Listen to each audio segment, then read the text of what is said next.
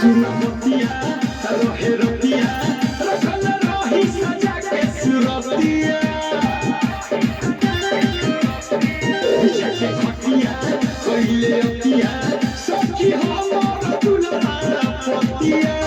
करते रहे दिया घर में जाके छत से फुटैनी उ प्यार से दे हंसू घरैले हम फट से लुगा उठाइनी हम फट से लुगा उठाइनी हो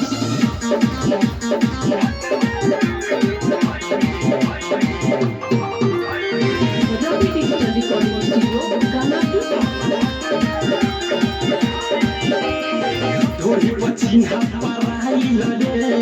हमरा से नाही आइल रे एक एक फूल फूल बिछावा ना गुल गुल चीज धराइल रे धोरी पचिन्हा पराइल रे हमरा से नाही आइल रे एक एक फूल फूल बिछावा ना गुल गुल चीज धराइल रे हरे के बचावल जना मोर दे लुटैनी उ प्यार से दे हंसू घरैले हम फट से लुगा उठाइनी हम फट से लुगा उठाइनी हो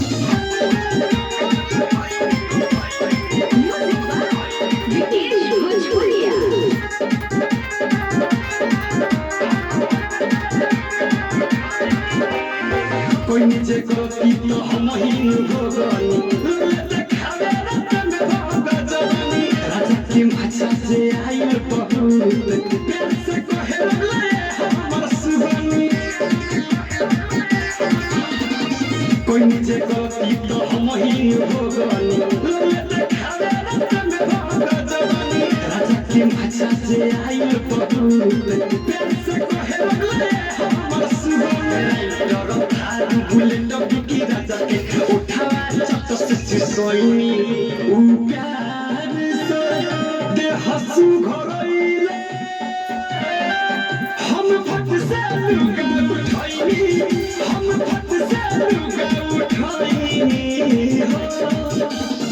रवि डिजिटल रिकॉर्डिंग स्टूडियो गाना पीपर।